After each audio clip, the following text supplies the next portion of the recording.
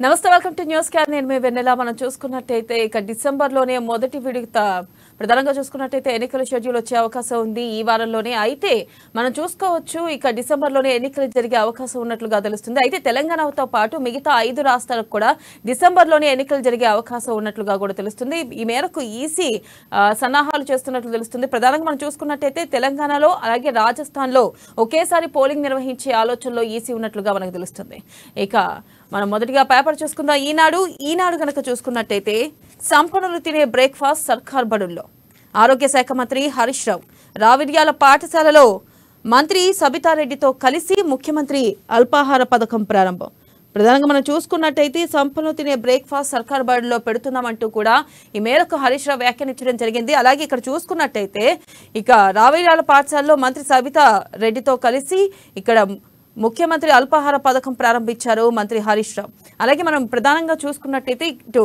BRS అవినీతి లంచగొండి సమితి కేసీఆర్ ప్రభుత్వానికి శాశ్వతంగా సెలవు ఇవ్వాలి కేంద్రం అభివృద్ధి కమలం జెండా ప్రతి ఇంటికి చేరాలి కాంగ్రెస్ నిర్వాహకం వల్లే ప్రాంతీయ పార్టీల పుట్టుక అవన్నీ కుటుంబ పార్టీలుగా మారిపోయాయి బీజేపీ రాష్ట్ర కౌన్సిల్ సమావేశంలో జేపీ నడ్డా ప్రధానంగా మనం చూస్తున్నట్టయితే ఇటు బీఆర్ఎస్ అవినీతి లంచగొండి సమితి అంటూ కూడా నిన్న జేపీ నడ్డా ఘాటు వ్యాఖ్యలు చేశారు అయితే ఇక్కడ చూసుకోవచ్చు కేసీఆర్ ప్రభుత్వానికి శాశ్వతంగా సెలవు ఇవ్వాలి అలాగే కుటుంబ పాలన అంతమొద్దించాలి కేవలం కాంగ్రెస్ వల్లే ప్రాంతీయ పార్టీలన్నీ పుట్టుకొచ్చాయి అంటూ కూడా ఈ మేరకు నిన్న జేపీ నడ్డా వ్యాఖ్యానించడం జరిగింది అలాగే నెక్స్ట్ మనం చూసుకున్నట్టయితే ఏ పార్టీకి 60 సీట్లు రావు బీజేపీ అధికారంలోకి వచ్చే అవకాశాలు సమన్వయంతో ముందుకెళ్లాలి పార్టీ శ్రేణులకు బిఎల్ సంతోష్ దిశానిర్దేశం ఇక్కడ చూసుకోవచ్చు ఏదైతే ఇంకా 2 నెలల్లో ఎన్నికలున్న నేపథ్యంలో ఇటు బిఎల్ సంతోష్ కూడా తీవ్ర వ్యాఖ్యలు చేశారు ఏ పార్టీకి కూడా ఖచ్చితంగా 60 సీట్లు రావు బీజేపీ అధికారంలోకి వచ్చే అవకాశాలు దాదాపు ఉన్నాయి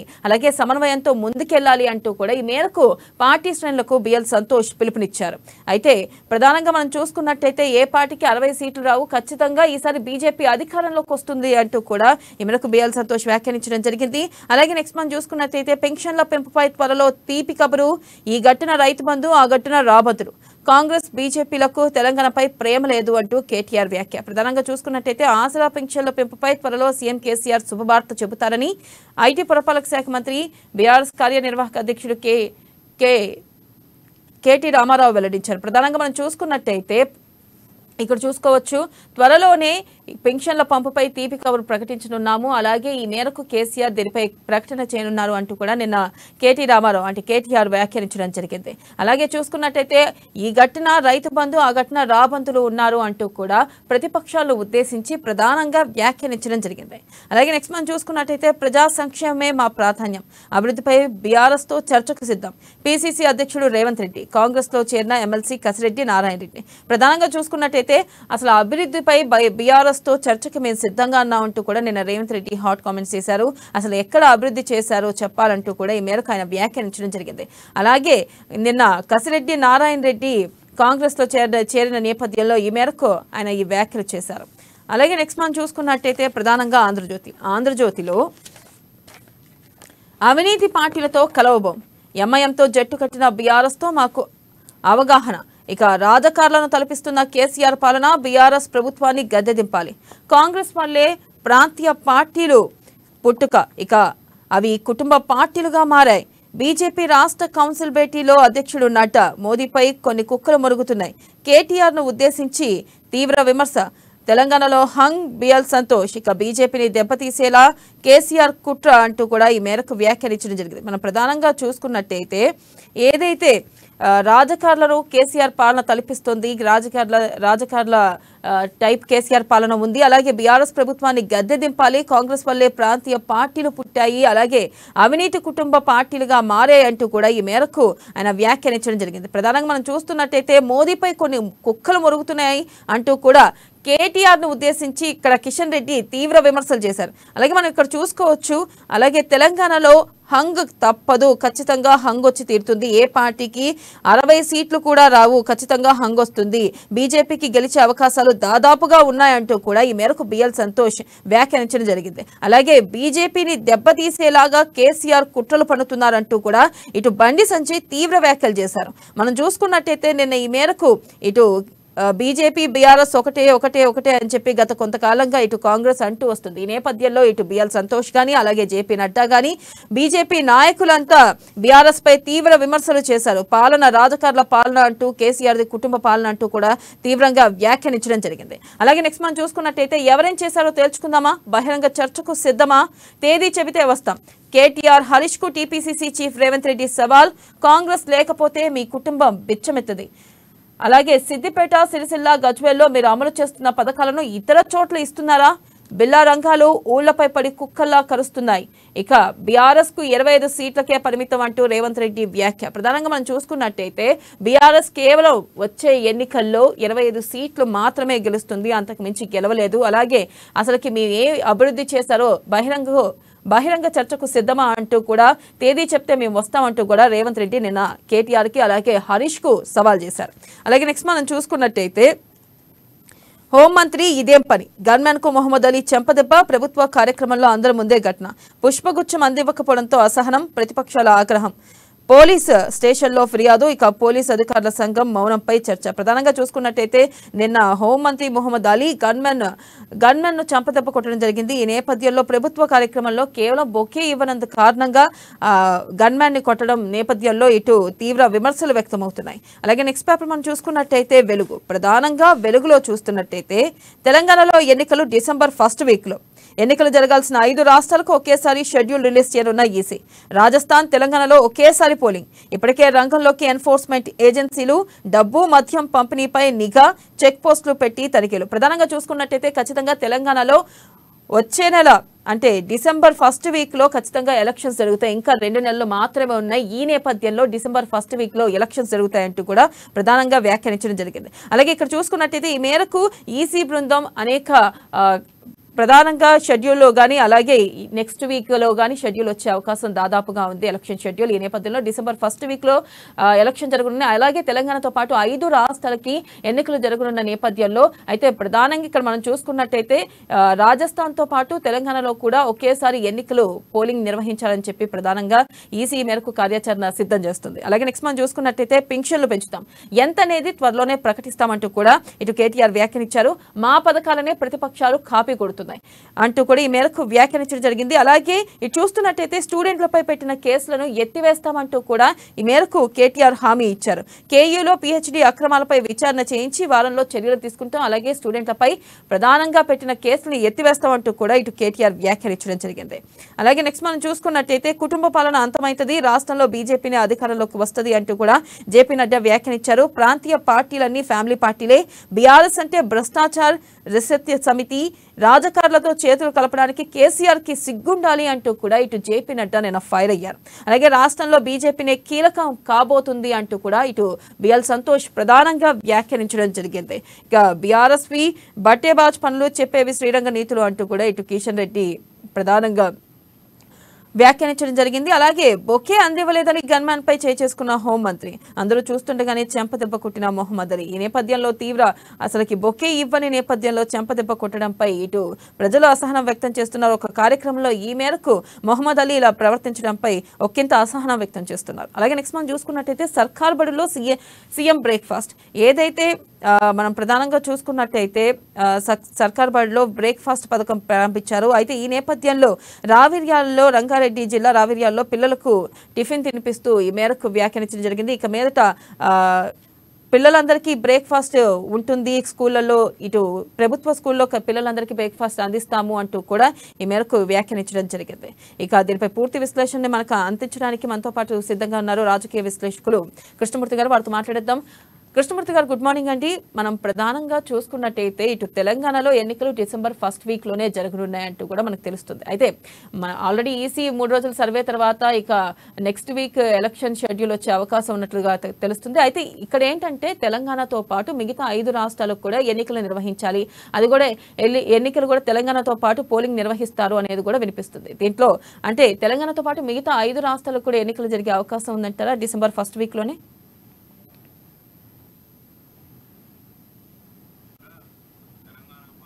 తెలంగాణతో పాటు మరో 4 రాష్ట్రాల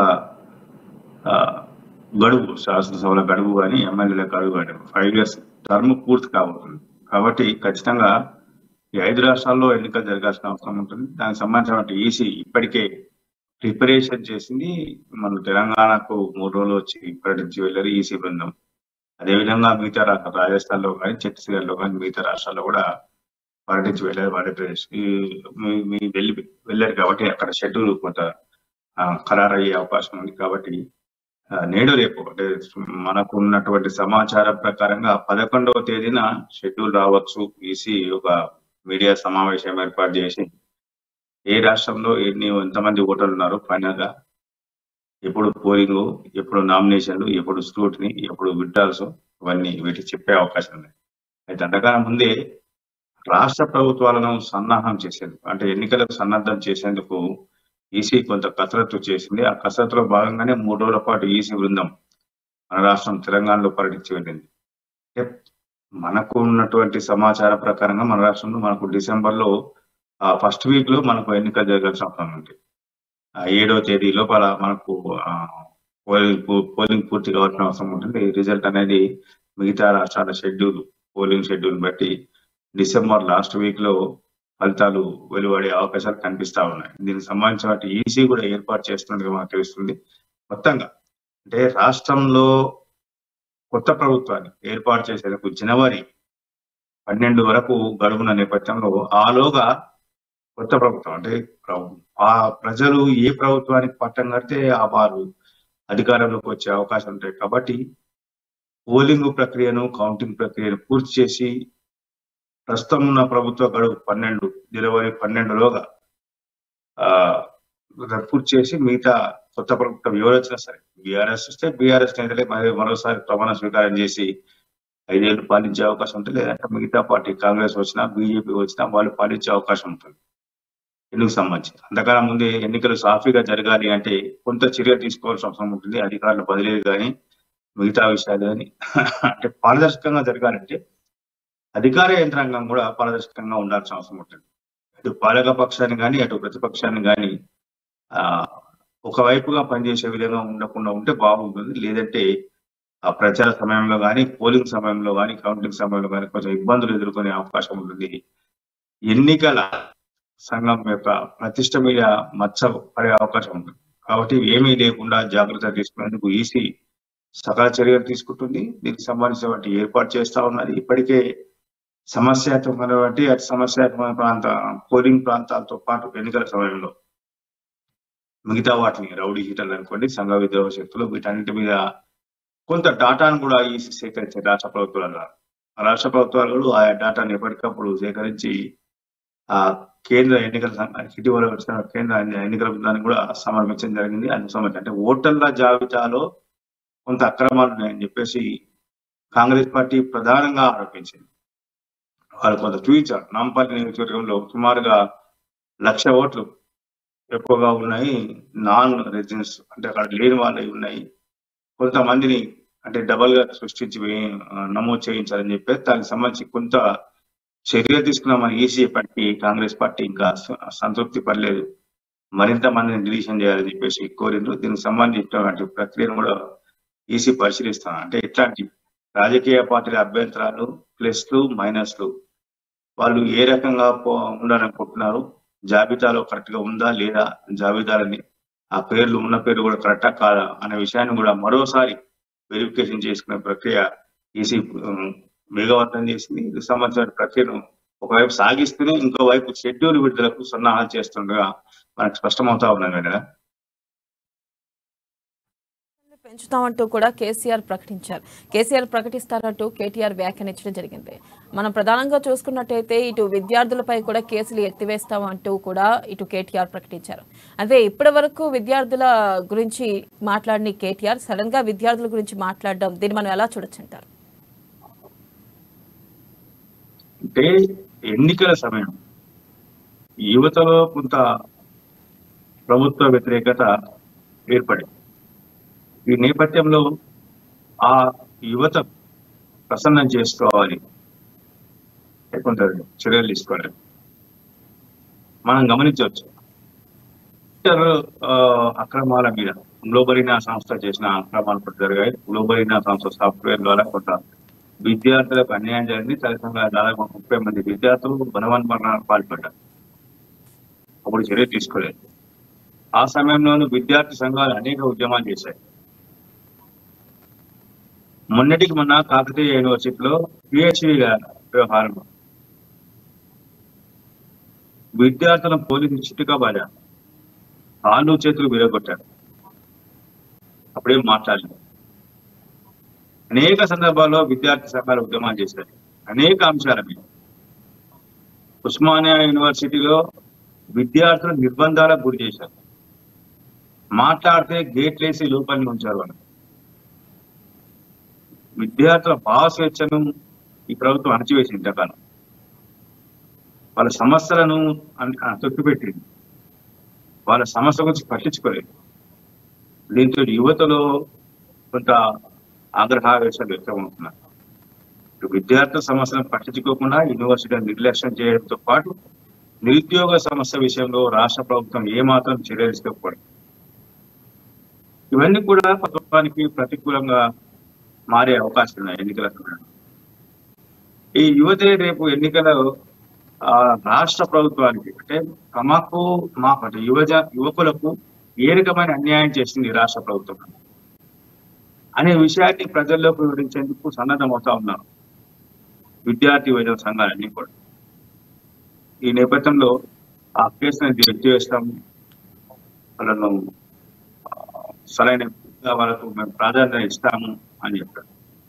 నిరుద్యోగ భృతి విషయంలో కూడా కేటీఆర్ స్పందించి ఉంటే బాగుండేది. ఎంతో కాలంగా 2018 ఎన్నికల్లో ఇచ్చిన హామీ సుమారుగా 5 ఏళ్ళు కావస్తుంది. ఇంతవరకు వాళ్ళకు ఇటువంటి వృత్తిని ఇవ్వలేదు. ఇవ్వకపోగా టీఎస్పీఎస్సీ ద్వారా ఏవైతే ఉద్యోగాలు భర్తీ చేస్తామని హడావిడిగా నోటిఫికేషన్ వేసి హడావిడిగా పరీక్ష నిర్వహించి కోర్టుల ద్వారా మొట్టికాయలు వేయించుకొని ఆ పరీక్షలు రద్దయ్యేదో కారణమైనటువంటి ప్రభుత్వం ఆయన యువత ఆగ్రహంతో ఉన్నారు. కొంతమంది వయోభారం లిమిట్ వయోపరిమితి దాటిన తర్వాత వాళ్ళు ఏం చేయాలి, భవిష్యత్తు ఏంటి అన్న ఆందోళన కూడా ఉంది. వీళ్ళందరూ కూడా ప్రభుత్వానికి వ్యతిరేకంగా, కేసీఆర్ పనితీరుకు వ్యతిరేకంగా కొంత ఆగ్రహంతో ఉన్న నేపథ్యంలో ఈ విషయాన్ని గ్రహించినటువంటి పాలకులు ఇప్పుడు ఏదో యువతను మేము ఆదుకుంటాము, యువత పైన ఉన్నటువంటి కేసుని ఎత్తివేస్తాము అని చెప్పారు. అనేక సందర్భాల్లో పోలీసులకు ప్రభుత్వం ముసుగొల్పింది. యువకులను ప్రశ్నించేందుకు హక్కు లేకుండా చేసింది. మంత్రి కేటీఆర్ వెళ్ళినా, మా సీఎం కేసీఆర్ వెళ్ళినా, మంత్రి హరీష్ రావు వెళ్ళినా ఆ జిల్లాలో కానీ, ఆ బహిరంగ సభ ప్రాంతంలో కానీ, లేకపోతే ఆ పరిసర ప్రాంతాల్లో ఉన్నటువంటి గ్రామాలు, పట్టణాల్లో ఉన్నటువంటి యువకులను ఎక్కడికక్కడ నిర్బంధాలు పూర్తి చేసి వాళ్ళతో కార్యక్రమాలను దిగ్విజయంగా పూర్తి చేసి పంపించారు. నిర్బంధాల మధ్య యువతను బంధించారు వీళ్ళు. ఆ ప్రభావం అంతా కూడా ఇప్పుడు ఎన్నికల సమయంలో యువత తమ ఆగ్రహావేశాలను బీఆర్ఎస్ మీద, పాలక పక్షం మీద చూపించే అవకాశాలు కనిపిస్తా ఉన్నాయి. వీటన్నిటిని దృష్టిలో పెట్టుకున్నటువంటి రాష్ట్ర ప్రభుత్వం వీటిని కేసులు ఎత్తివేస్తామండి. కేసులు ఎత్తివేస్తామంటే ఇప్పటికిప్పుడు వెళ్లేందుకు కేసు ఎత్తివేసేందుకు పరిస్థితులు ఉండవు. కొంత దానికి న్యాయబద్ధమైన, చట్టబద్ధమైన నిర్ణయాలు తీసుకోవాల్సిన అవసరం. రేపు ఎల్లుండో నోటిఫికేషన్ వస్తున్న నేపథ్యంలో ఇది ఎంతవరకు ఈ హామీ అమలు అవుతుంది అన్న విషయం కూడా యువతలో చర్చపడ్డాయి. ఒకసారి నోటిఫికేషన్ వచ్చిన తర్వాత రాష్ట్ర ప్రభుత్వం సుప్త చేతనావస్థలో ఉంటుంది. అంటే రాష్ట్ర ప్రభుత్వం కేవలం నామినీగా పనిచేయడం, ఎటువంటి అధికారాలు, నిర్ణయాధికారాలు కానీ మిగతా విషయాలు తీసుకునే అవకాశం లేదు. కాబట్టి ఈ సమయంలో ఏదో యువతకు మేము చెప్పాము, చేస్తాము అనుకోవడం అనేది కొంత భ్రమ అని చెప్పేసి యువత భావిస్తాం. ఇకపోతే పాఠశాలలో ఉదయం బ్రేక్ఫాస్ట్ కార్యక్రమాన్ని సీఎం బ్రేక్ఫాస్ట్ కార్యక్రమాన్ని ప్రారంభించారు. ఆ అంశాన్ని పరిశీలిస్తే గతంలోనూ చెప్పారు. సీఎం కేసీఆర్ ముఖ్యమంత్రి అయిన తర్వాత 2014 అసెంబ్లీ సార్ చెప్పారు, సీఎం మనవాడు ఏ భోజనం చేస్తున్నాడో ప్రభుత్వ హాస్టళ్లలో ఉండేటువంటి విద్యార్థులు కూడా అదే భోజనం అదే మెనుతో చేస్తారు. అది సాధ్యమైందా? పాలకులు సాధ్యం చేశారా? అనేక చోట్ల పురుగులు అన్నం తిని అస్వస్థత గురైనటువంటి రోజు ఎన్నో ఉన్నాయి. మనం రోజు గమనించు, ఏదో ఒక సంక్షేమ హాస్టల్, ఏదో గురుకుల హాస్టలా, కస్తూర్బా హాస్టలా, మామూలు హాస్టలా, ఏదో ఒక సంక్షేమ హాస్టల్లో ఖచ్చితంగా పురుగుల మంది విద్యార్థులు అస్వస్థత గురవుతున్నారు. హాస్టళ్లలో కనీస సౌకర్యాలు కూడా లేవు. ఇంతకాలం ఈ ప్రభుత్వం దీన్ని పక్కన పెట్టి ఎన్నికల సమయంలో ఏదో ప్రవేశపెట్టాము, సీఎం మెనుగా ఉంది. మనం మీకు గమనించవచ్చు వీడియోలను. మంత్రి కేటీఆర్ గారు ప్రారంభించిన తర్వాత విద్యార్థి దగ్గరికి ఎలా ఉంది టిఫిన్, మీకేం కావాలి, మీకేంటి అడిగారు. అంటే విద్యార్థి చెప్పారు టిఫిన్ బాగాలేదు అనగానే ఓకే అనుకుని ఆయన బయటకు వచ్చాడు. అది ఏం బాగాలేదు, అది రుచికరంగా లేదా, ఏ ఇబ్బంది ఏంది అని టేస్ట్ చేశారు. వారు పెట్టిన తిని అంటే వారు ఫోన్ చేశారు, అక్కడ విద్యార్థులు కలిసి టిఫిన్ చేశారు. కానీ ఇంకో విద్యార్థి చెప్పింది ఎక్కడ ఏముంది లోపం అని కొంచెం పరిశీలించింటే బాగుండేది. ఏదో ఫోటోషూట్ కోసం వచ్చి ఎలా ఉంది అనుకుంటే అక్కడ విద్యార్థి చెప్పారు టిఫిన్ బాగాలేదు అని. ఎందుకు బాగాలేదు, అది పెట్టిన టిఫిన్ ఏంటి అనే విషయాన్ని కొంత మంత్రి పరిశీలించుకుంటే బాగుంటుంది. ఇప్పుడు ఈ రకమైన అంటే ప్రారంభంలోనే విద్యార్థులు కొంత టిఫిన్ పట్ల ఏదైతే అల్పాహారం ఉదయం పూట పెడుతుందో దాని పట్ల కొంత అనాసక్తిని కనబరుస్తున్నారు. ఇది రాను రాను ఇంకా క్రమక్రమంగా పెరిగే అవకాశాలు ఉన్నాయి. కాబట్టి ఇవన్నీ కూడా అయితే కృష్ణమూర్తి ఇక్కడ చూసుకున్నట్టయితే ప్రధానంగా ఇటు బీజేపీలో ఖచ్చితంగా ఈసారి అధికారంలోకి వస్తుంది అంటూ కూడా జేపీ నడ్డా వ్యాఖ్యానించడం జరిగింది. మనం ప్రధానంగా ఇక్కడ చూసుకున్నట్టయితే ఇటు కేసీఆర్ ని ప్రధానంగా విమర్శించడం జరిగింది. రాజకారుల పాలన తలపిస్తుంది కేసీఆర్ పాలన అన్నారు. అలాగే ఇటు బిఎల్ సంతోష్ వ్యాఖ్యలు ఏంటంటే ఖచ్చితంగా ఈసారి 60 సీట్లు ఏ పార్టీకి రావు, ఖచ్చితంగా హంగ్ వస్తుంది, ఖచ్చితంగా బీజేపీ పవనాలు ఇస్తే ఖచ్చితంగా బీజేపీ గెలిచే అవకాశాలు ఉన్నాయంటూ కూడా వ్యాఖ్యానించడం జరిగింది. ఇప్పుడున్న పరిస్థితుల్లో బీజేపీ గెలిచే అవకాశాలు ఉన్నాయంటారా? అలాగే ఏ పార్టీకి 60 సీట్లు కూడా వచ్చే అవకాశం ఉందంటారా? పార్టీలకు దేనికి 60 సీట్లు వస్తాయి, ఎలా వస్తాయి, ఏం చేస్తారు అనేది ఒక బీఆర్ఎస్ మాత్రమే అభ్యర్థులను ప్రకటించింది. ఇంకా కాంగ్రెస్ పార్టీ అభ్యర్థులను ప్రకటించలేదు, బీజేపీ కూడా ప్రకటించలేదు. అలా కాంగ్రెస్ పార్టీ అభ్యర్థుల విషయంలో కొంత ఖరారు చేసి తుది జాబితాను కొంత సిద్ధం చేస్తున్నప్పటికీ బీజేపీ ఇంతవరకు జాబితా విషయంలో దృష్టి పెట్టలేదు. అయితే ఏది ఏమైనా పార్టీలు ఏమున్నా ఎవరు అధికారంలోకి వస్తారు ఎవరు అనేది కాదు. ఇక్కడ బీజేపీ గడిచిన 5 సంవత్సరాలుగా బీఆర్ఎస్ పైన యుద్ధం ప్రకటించి పోరాటం చేస్తా ఉంది. కానీ అనుకున్న సమయంలో అనుకున్న విధంగా పార్టీ వ్యవహారం లేకపోవడంతో కొంత ఇబ్బందుల పాలైంది. ఆలాసనంగా నాయకత్వాన్ని మార్చడం, ఆలాసనంగా కొన్ని నిర్ణయాలు ఏకపక్షంగా తీసుకోవడంతో కొంత పార్టీ శ్రేణుల్లో నిరుత్సాహం వెల్లివిరుస్తుంది. మొన్నటి వరకు ఉత్సాహంతో ఊరుకెళ్ళినటువంటి యువత, గ్రామీణ ప్రాంతాల్లో యువత ఇప్పుడు ఆ పార్టీ పట్ల కొంత విముఖతగా ఉన్నారు. ఎన్నికలు సమీపిస్తున్న నేపథ్యంలో ఇది బీజేపీకి మైనస్ అని చెప్పొచ్చు. ఇక రెండో అంశం, కేసీఆర్ పాలన రజాకాలం అర్పిస్తున్నది. కరెక్టే, రజాకాలం అర్పిస్తున్నది. కేంద్ర ప్రభుత్వం కేసీఆర్ పైన, కేసీఆర్ నియంతృత్వ విధానాల పైన ఏ మేరే చర్యలు తీసుకుంది అని ఇప్పటికైనా కేంద్ర ప్రభుత్వం చెప్పాల్సిన అవసరం ఉంటుంది. బీజేపీ నాయకుల పైన ఆ బాధ్యత ఉంది.